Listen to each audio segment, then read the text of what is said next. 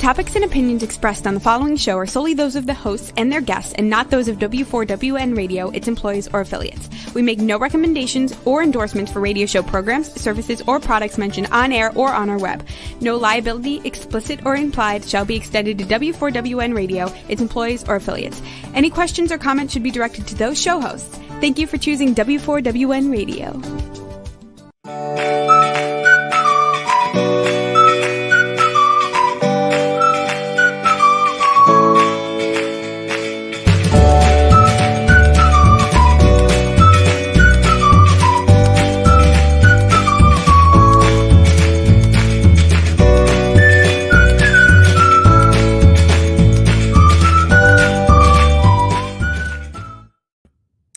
Welcome to Love Your Body, Love Your Life. My name is Jenna. I am the author of the book titled Love Your Body, Love Your Life, 52 Tips That Will Radically Change Your Health. My book is available on Amazon and on barnesandnoble.com. And today we're actually talking about health. One of my dear friends is going to be on my show. She's going to be sharing a very inspirational story that I know a lot of you will get something out of it. Something that came unexpected for her in her life, and she has really turned it around into a positive. So I love sharing stories like this. So without further ado, Bobbie Viszolay, please come on my show. Welcome on my show. Hello. Thank you. Hi. Well, I'm so excited to be here. Thank you for inviting me to your show. Yeah. Bobbie, I know you're a big prayer person. We started out with the prayer. So why don't we just share a little prayer together live before we start? It doesn't have to be long, but I think it's part of who you are. So I'll be happy to do that. Thank you. Okay. Thank you, Lord, for letting me be on the show, and thank you for good health. And I pray that anyone watching this show gets inspired today. Thank you for Jenna, and please bless her program today and many going forward, that she invites so many people and helps so many people. We just thank you for this day. In Jesus' name. Amen. Thank you. Yes. Well, I'm just excited to be here. I've never been on a live broadcast like this, so this is a first for me. Yeah. Well, you're not really, you're always on stage, really. So it's kind of the same thing. So yeah, let's just start right away, Bobbie, because I know there's a lot of information that you want to share. So sure. Take us through the beginning of your journey. How did you discover that you had a serious illness? Well, it came unexpectedly, honestly. I was getting ready. I'm a artist and music type. I was getting ready to do a gig. I remember we were practicing at night, and I, played guitar and sing, and we were going to be doing a show. Well, what happened was a couple of weeks before this, I remember that I was having some back trouble, thinking, I just twisted my back because maybe I, bent down and grabbed something wrong. It could have been anything. It didn't pay much heed to it. And I noticed it started getting worse, and there was a fair right before we were going to do the show. And I thought, I stepped on a ledge, and then I noticed my back was really hurting. I thought, well, did I screw something up? I didn't know. Well, about one day before that gig was supposed to happen, I remember waking up in the morning and I couldn't get out of bed. I mean, I don't know what happened. I thought, what the heck happened here? I had no idea. It was severely painful. There were small things that led up to it, but things that I thought, maybe I need to go to a chiropractor. I remember once about 3 weeks before that going to a chiropractor thinking I just need some adjustments. And I did go for the adjustments, and it didn't really help all that much. I felt okay going to the chiropractor, but I thought, gosh, I'm stiff. I need to really do some exercise for my back. Well, when I woke up and I couldn't move, I couldn't get out of bed, I go, oh my gosh. And it was severely painful in the lower back. So I was just really troubled. I thought, did I slip a disc? I thought to myself, is this what it feels like to slip a disc? And so I called some friends and asked them, some people that were into exercise and all that. And they said, oh yeah, I had a slip disc. I couldn't get up and I had to go to get it fixed. And I thought, oh man, am I going to need surgery or what? Well, it was so bad. I could not get out of bed. I felt like one of those mice that got caught in a mouse trap where their legs were, caught, and and this is a sad analogy of a mouse dragging itself with the trap in the back. Well, I actually had to do that. I couldn't use the ladies. I could not use regular facilities. I mean, I had to, no one was around at that point. So I had to use the restroom. I remember having to drag myself. There was a bucket. I mean, seriously, anyway, I won't get too graphic, but honestly, I had to make do with what I had. And I was just stumped. I mean, what was weird is I just got my health insurance, just renewed it. I rarely ever go to doctors. No one in my family has cancer. I would have never even thought in a million years that this would have happened. No one in my family has it. In fact, when I get sick, I just go to my mom and she says, do a fast and you'll get better. That was usually my remedy for getting sick. Interesting. Yeah. Interesting that the fast comes up before. Yeah. So, okay. So you find out you're diagnosed after getting this back pain. You don't know what it's. So now you're diagnosed. Oh, and what are your options now? What do the doctors tell you? Well, I didn't know. Okay, I was at the doctor. I got diagnosed, and there was this young lady who was very sympathetic. She said, "Oh, you better get this checked." I didn't know what it was. I had no idea. So I went and got some scans done. And then after about a week, I found out that it was more than I thought. It was, I was diagnosed with and I went to get a biopsy. They wanted me to get a biopsy in the breast. So, the hospital was full, but when they saw what happened, she goes, I'll give you it right now. So I said, okay, I never got a biopsy. I'll go get the biopsy. And they said, yeah, it was a cancer, but it was stage 4 estrogen positive HR2 negative breast cancer. And that's what I found out I had. And I was just surprised. Right. Were you by yourself, Bobbie, at the hospital when you found out? At that point, my boyfriend came in and he helped me. I couldn't get up. He was working at the time. And I said, I can't move around. He goes, oh man, what's wrong? And it was extremely painful. I heard stories where it was really, really a strange pain. I mean, I haven't felt like that. I mean, it was fractured. I found out that I had a fractured L2 vertebrae due to the metastasized cancer that ate through the bone. So no one could understand. How did you break your back? I mean, and the vocabulary that's used, and it's like you're coming in kind of blind to all this new language, and I can only imagine, the feeling. Like, can you talk about the feeling were you scared? What did you feel? I felt I felt just shocked and surprised and thinking, I always hear these stories where people go to God for their problems. I thought, well, I never really had too many problems in my life, maybe a divorce, maybe this, maybe that, but it wasn't so severe. And I thought, well, maybe this is what it's like to have issues, and I thought, okay, well, I mean, it is terrible to go through all those things, but for me, it was short. So it wasn't as heartbreaking. I mean, it was bad, but it wasn't like excruciating. But this surprise of, cancer, I've only heard about it in stories and heard, that it could be catastrophic. And I thought, well, my thought was, what do I do next? So sitting in my bed, I said a prayer and I said, okay, I'm not going to just sit here and let this happen. So I was bedridden for an entire month. And so I started exercising in bed. I was 50 pounds heavier and I had a lifestyle of eating whatever I wanted, kind of a fun lifestyle where I'd go eat as much as I could at a restaurant. And it was a lot of fun at the time. But I remember being 50 pounds heavier. And I said, you know what, I better do something about this. But I know due to time constraints, I'll go through this here. I'll show you one slide. I wanted to show you a before and after real quick, if I could.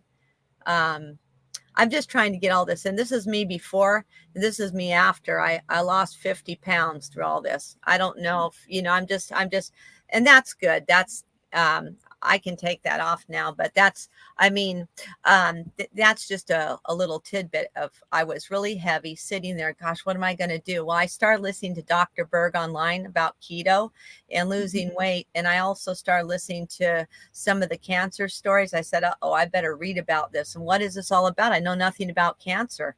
Nothing. And I thought, okay, I listened to as many videos as I could about keto and Dr. Berg. I just started the keto diet, but I wasn't having as much success because I wasn't really following it. But this time I decided I'm going to beat this. I want to beat this. And I have in my mind to beat it.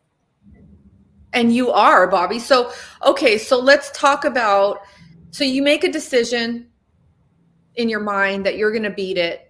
And I know that you and I have talked offline about, you know, just kind of all of the things that they want you to take as far as medication, and also your beliefs around that and healing holistically. Can you talk about, you know, just your decisions and why you decided to start this new lifestyle? Yeah. Yeah, I sure can. Now, because I was stage 4, I thought that when they diagnosed me, I was going to have to get like a mastectomy, you know, like where they cut off the breast. And I thought I was going to have to get chemotherapy, you know, where all your hair falls out and all that. But they said because it was stage 4 cancer, they can't do all that because they claim that the stage 4 cancer is a lifelong thing. You just have to, it doesn't go away. So I thought to myself, well, I want to find out, how does it go away? Like, how do people beat this thing? And what are my options? And so somebody came to me once, said, pray and believe. And so they gave me a list of scriptures, you know, they're some of my favorite scriptures. One is seek, knock and the door will be open, seek and you shall find, ask and it shall be given. And I thought, gosh, there's got to be something to that. So that's kind of what I've been doing in my own life, is seeking, knocking, and asking. So I started listening to programs where people did beat cancer and what some of the lifestyle changes that they did to get rid of cancer. I started learning about it, like how cancer, and now I don't want to make any medical claims here, but this is what this is my personal opinion. Cancer eats sugar, glutamine, and arginine, but I would have never known that if I listened to Dr. Berg and some of the other people that were getting rid of cancer. And I thought, wow, it eats sugar, because when I got a test for the cancer, it's called a PET scan, and it shows your skeleton and all the cancer. Well, they have to shoot you with glucose in order to see the cancer. And that's a sign right there that the cancer is eating the glucose. That's how they read it. And they say cancer lives off that stuff. So I thought, boy, I started learning that if you give the cancer sugar, it could grow. You know, there's different ways. So I thought, well, I'm going to eliminate sugar from my diet, and I'm going to do what they say. And I started doing it. And honestly, before I did this, I was having a lot of health problems, like indigestion problems, extreme fatigue, weight gain, you know, a lot of acidic problems. I did have some alcohol at night. I was drinking. I wasn't giving my body a break. But once I started giving my body a break, I feel honestly, and I'm just going to put this in a little tidbit, or a little like just thing here. I feel better today than I did when I first was diagnosed. Yeah, I feel better today. Now, they do have me on some medications, but it's not standard chemotherapy. There's certain drugs. Now, these drugs can cause side effects. And here's something that I want to let people know. They get worried about these side effects. And I looked online thinking, how do you beat side effects? Well, this is one that helps with the estrogen not overproducing. So, because it's an estrogen caused cancer. People get it in their 50s, and I happen to be 54. Well, I got the cancer. I had the cancer. Okay. And so they give me these tablets to block the estrogen. This one's supposed to slow down cell growth. Now, they say some of the effects are thinning hair, blistering skin. Well, because I changed my diet, and I'm going to attribute it to prayer and changing my diet, what happened? I have no side effects. None. I don't get blisters in my skin. My hair hasn't thinned extremely. I feel better than ever. I don't get sick. I feel great. But I have incorporated fasting, but I only fast maybe I fast 24 hours usually a day, which is 5 days a week. I eat one meal a day. And then uh, I do a periodic fasting, which is 48 hours fasting. Usually I have done a 72-hour fast, and those aren't difficult. I haven't tried prolonged fasting, which I hear works great. And that's my future plans, is to try prolonged fasting. But so far the fasting's great. I feel good after fast. You But you just stopped one, right, Bobbie? Because we Yeah. spoke a couple nights ago, and you said that you went on a 48-hour fast, and I was like, wow, how does that? Can you talk about that? Because I think people would, because I know for me, we talked about on the phone, like I like to chew. Like the most I've ever done, I shared with you, is I've done a fruit fast for like 24 hours where it's all fruit, but I'm still chewing. I'm chewing. So on a fast, there's no chewing, right? You just do tea. Tea really helps. And if before my fast, I'll have some maybe some fish. And I also drink an MCT oil coffee in the morning to give myself oils. But what I do is I prepare myself for a fast by fasting. Intermittent fasting is what I started with, which is a 14 to 18-hour fast. And I did it periodically. And then I worked into a 24-hour fast, which is OMAD. It's one meal a day. And Dr. Berg talks about the one meal a day. And I seriously feel better. And I notice if I, do the one meal, I don't have any kind of side effects from medication, which is great. And my hopes are to be off the medication soon. I'm still working on that. Again, I'm not going to tell anybody to stay or go off their medication, just because that's something I don't want to make a claim on, because I don't have the authority to do that. But I can only share my personal story. But I know it's working for me. I mean, and fasting, I drink a lot of juice and salads every day, cruciferous vegetables, and I do fast. But I'm getting used to it. First, it took a lot to do it. I thought, I got to fast for 14 hours, but yeah. But if you eat the oils, then it's easier to do it. You could slowly build up. So the oils in the morning with your coffee, meaning like olive oil or ghee or coconut oil or the good fats, right? Yeah. Like I use MCT oil in coffee. I use MCT oil coffee, and I could use real cream, which is great. And I put cinnamon and stevia in there instead of sugar. That's my substitute. You and I have a common ground there. I know. Yeah. Wow, Bobbie. I'm just curious as to, because I am a firm believer in emotional health, and I feel like there's always an emotional component to physical health. So I'm just curious as to when, I know I'm going backwards, but when you found out you had stage 4 cancer, breast cancer, how were you emotionally before that? Were you happy? Was there anything going on in your life? Not to say that there was. I'm just curious for my own personal reasons, Well, was there anything going on emotionally? I mean, in your relationships? Oh, well, my mom had previously passed away a year before, and I was there during her passing along, and she had Alzheimer's. So I was right there in the middle of everything and saw that. And that was long awaited. It was hard.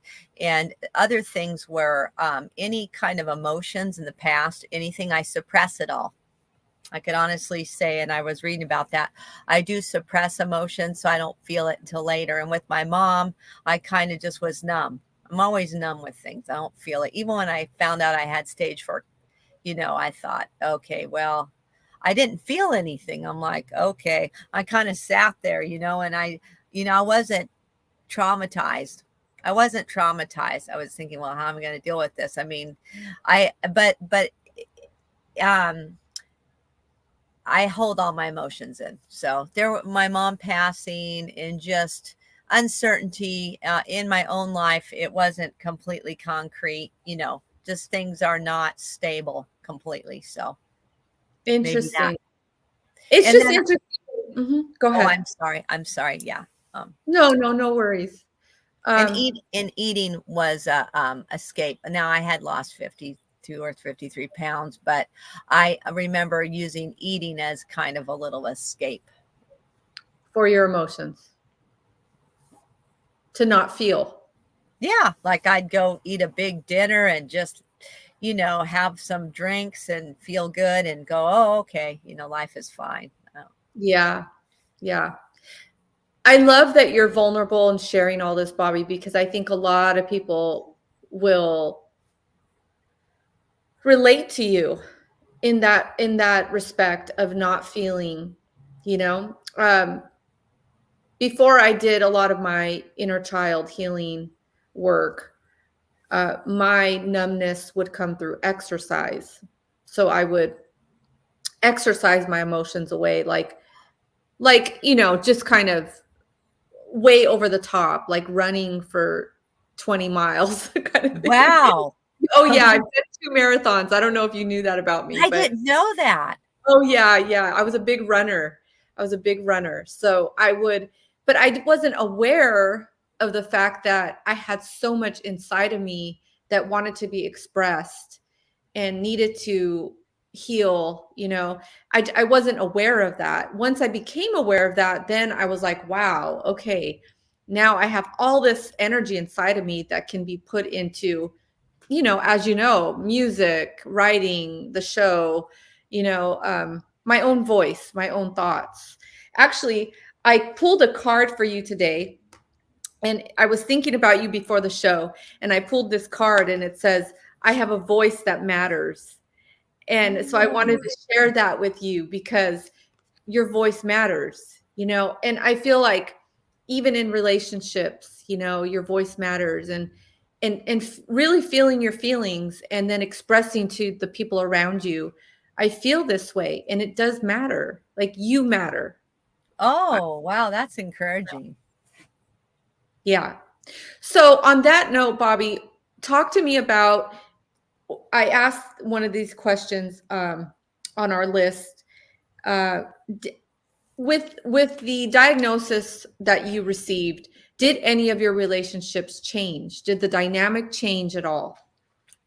Well, it sure did. It seems like I had more people coming by, and my relationships changed, like kind of like a deeper level. Like I found myself being able to talk to people a little easier, and people will listen more because just strangers. It was very strange. Like a stranger came up to me and he says, do you have, he just was asking me for some money for some coffee. I said, I'm glad that I can give you a cup of coffee.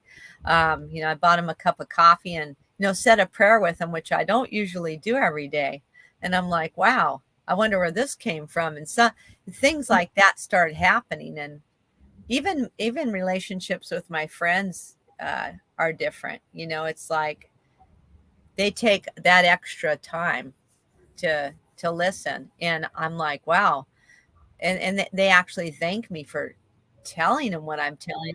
I'm like, wow, I'm glad I could be of a help. I mean, people go, well, what are you doing to get better? They didn't listen to me before because they might have thought I was full of hogwash, like, that's not going to work. But I have more people asking me what I'm doing and to feel better. I mean, people are actually, actually, they're impressed because they go, wow, how could you do this? You have this diagnosis and you look better than you look, you look like you feel better than you have in years. I go, I do. And I could actually, withstand, like I used to do music. I used to get tired at night, but now like I could stay up late, haul instruments. I mean, I just feel good. I feel like my mojo's back. But I mean, through this, maybe this had to kickstart it. Somebody said once, maybe God's trying to get your attention. I go, well, maybe he is. Maybe I was just kind of sitting around taking it in too easily there. It kind of gets you up on your toes when you have this kind of situation. Right. I want to point out something to you, Bobbie, because what's interesting is you said that the people around you are listening to you.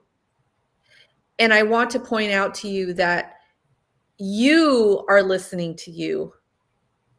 So the people are just reflecting back to you what you're giving to yourself.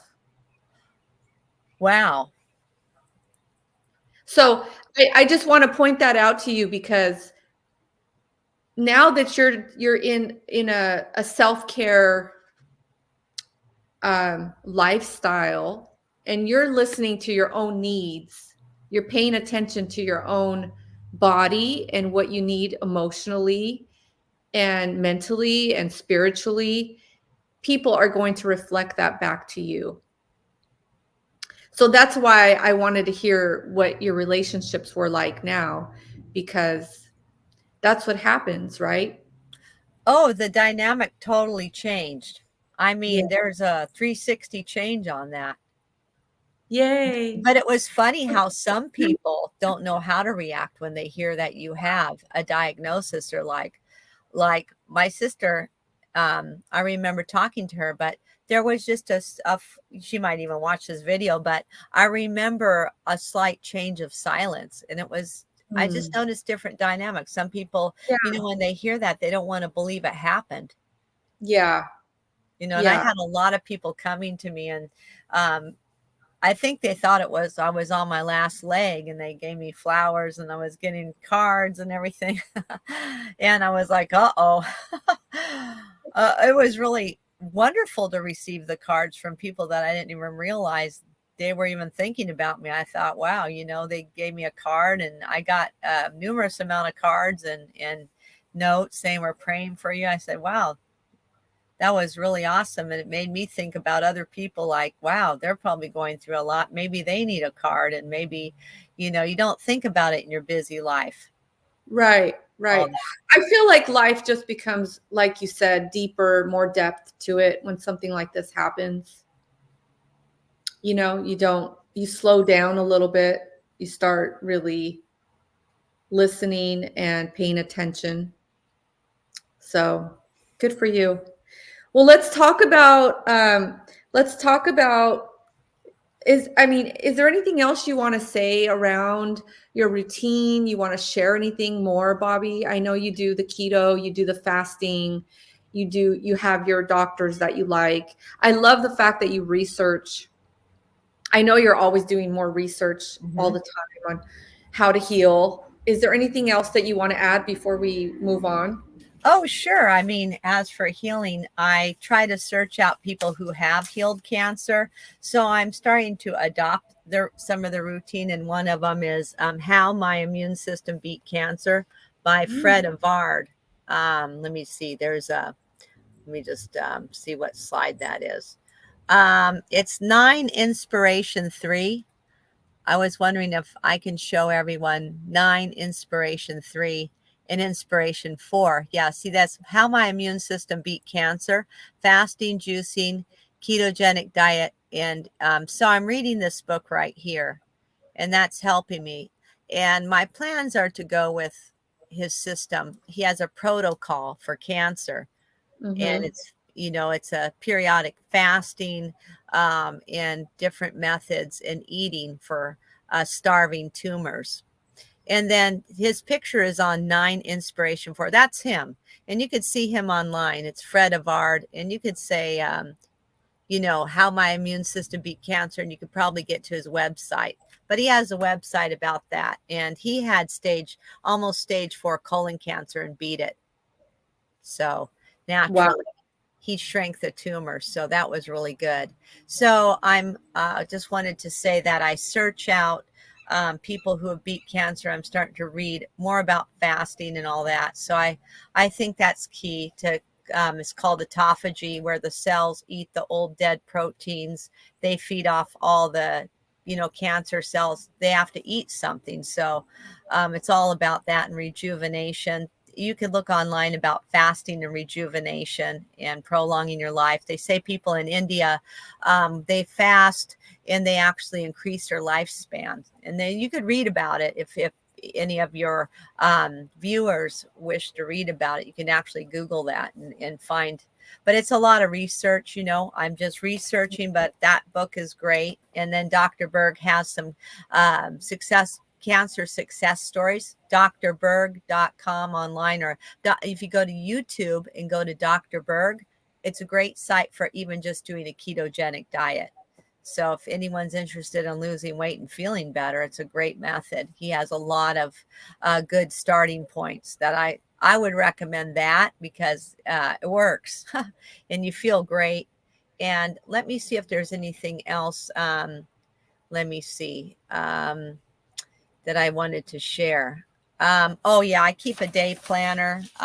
Even when you're diagnosed, it's good to have goals and a day planner. I'm back to my goals. I had this book before I was diagnosed. It says, "This will be an amazing year." Well, I think it's going to be an amazing year. I mean, it was like self-prophecy here. But I always keep a day planner and I write out goals, I write them out and make them simplified. I don't know if you can see this because I can't see it on there, but there you go. I write goals of daily exercise. I pray, thank God for what I have. I always tell people it's great to be thankful for what you do have. Yeah. So, have an act of thankfulness, and everyone goes about it a little bit differently, how they do their routine, but that's what I do. I also have healing scriptures saying, believe, John 14:14 says, anything you ask in my name, I'll do it. And I go to scriptures, and they have a lot of healing scriptures, biblical healing scriptures online, and you could go under healing scriptures. Well, hanging them up and telling yourself that puts it in your mind, and it's just like looking at pretty flowers. You have a good feeling, or birds, or you see a goal that you take a picture of and you put it in your mind. It really helps your mind. And so I just have a couple of goals, and I try to keep those in focus and not do way too much, not so high that I'm going to be very tired trying to reach them, but I try to do obtainable goals. And once I reach the goal, it gives you that little push to go on to the next one.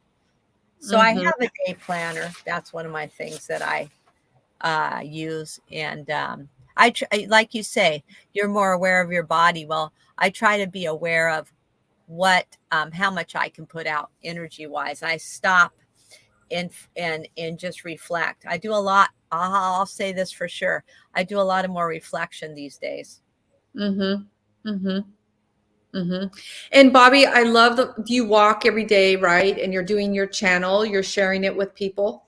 Yeah. If you Google Bobbie Viszolay, it's you'll see me on there. It's on the video portion. It's pretty easy. I have all sorts of things on there, but just my name, Bobbie Viszolay, and you'll see my videos. And it's called My Journey.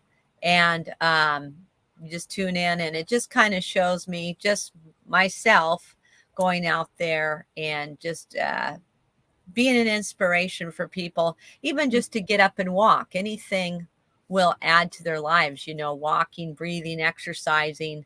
But for myself, I do it at least 6 days a week. I try to do it 7, but 6 days every day I get up and do my walk. I do push-ups, and I do lunges. Now I join the gym. I want to incorporate exercise because I know it's good for you, and it helps the body feel better. You just feel like, and I know that you are very into fitness, and and you can tell, when I see you, I'm like, wow. Thanks, I get inspired. Thank you. Yeah. Well, my mom was a big exerciser, or is. She's slowed down now, but all through growing up. So it's kind of like brushing my teeth. It's just part of my day, even if it's walking 30 minutes, it's just like brushing my teeth. It's just, I have it in my mind. I'm going to do something physical. And, I shared, I used to in my 20s, exercise for different reasons. But now it's just more for my mental health and just kind of to connect with. And it's kind of like that period where I don't have to talk to anybody. So I get really kind of intuitive hits through, walking or exercising. I kind of just answer my own questions or whatever. So anyways, I love it. And the endorphins obviously are good for you. and you feel good. It's like a happy, Oh, and it's a way to cope, it's a healthy way to cope through life, other than going for the alcohol or going for the cigarette or the food or whatever. It's just a healthier way to cope through life every day. Thank God we have our music too. oh, yeah, that's also great, to Yeah. do something a little out of the ordinary where, I believe you with that exercise. I mean, every morning when I'm finished, I can really start my day and it feels great. You go into the shower, you feel like, I did it, Yes. So Yeah. Bobbie, talk about your music. I want people to know that side of you too. Yeah. Yeah, I'll be happy to.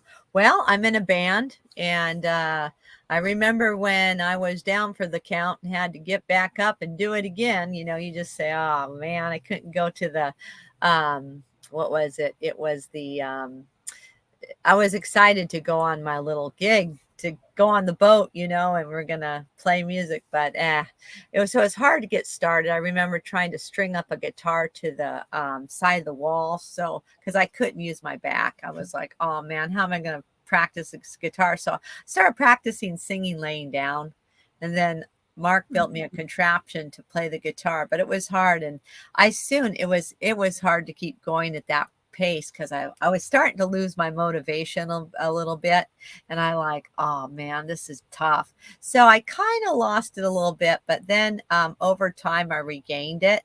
So we got back into music, and so now we're playing. I in a couple bands. I have Cruz Missile and San Trio, and I play at church. So I started playing at church, and everyone goes, "Oh, you're back! You're doing good." They were happy to see me back, And is your back okay? I go, well, I had a back brace on. I go, well, it's getting better. And they go, oh, well, good, you're back. I said, yeah, I just got to keep on going. So just kind of went with it. And I do have a couple of slides that I wouldn't mind to show, but here's a couple of projects. I'm in a couple of bands. The first one is 8 Music 2. Can we show 8 Music 2?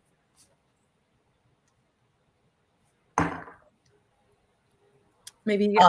There it is. You might recognize someone in there. There's a band that I'm in right now, and it's awesome. We have a really good singer in the middle here. I don't know if I should say anything yet. I didn't know.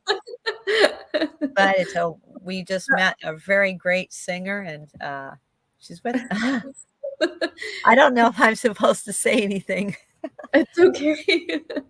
Well, but we cannot take the flyer down. oh, okay. Is it wonderful? And let me see, 8 Music. How about 8 Music 3? There's another band here.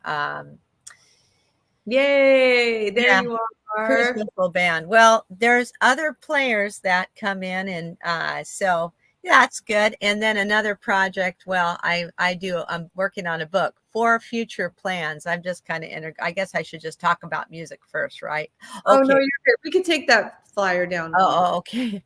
How about 4 future plans too? Just one more night. Okay, that's something else I'm working on. So I do music and art, and that's a fun book I'm working on. I do animation. Right, Bobbie. Yes, I'm working on that with my sister. But that's good. I thank you for showing us. Those are just a little hint of some things, but I keep it just to give a little small detail. I'm in a band. I play guitar and sing, write music, and I'm actually in 3 bands. So I keep going. Just keep the goals going. I have songbooks. Actually, I'll show you one of my songbooks right here. I just make the songbooks, print out the songs, practice the songs, get together with the band, and go gig. So I'm working on that. Those are some of my future projects, just to keep gigging, And let me see. I play churches. I play, hopefully restaurants soon. And I like coffee shops and clubs and, wherever there's a place to play. Sometimes I do extra ministries, Yeah. Well, you're an awesome inspiration, Bobbie, for sure. Oh, I'm so glad. And I am so glad you say that. I hope that I can inspire other people to just keep your dreams, keep going. Yeah. Because a lot of people, I'm sure a diagnosis like that would, have somebody go into a deep depression. Oh, But it sounds like you kind of went the opposite way and decided to keep going, decided to become stronger and healthier. yeah.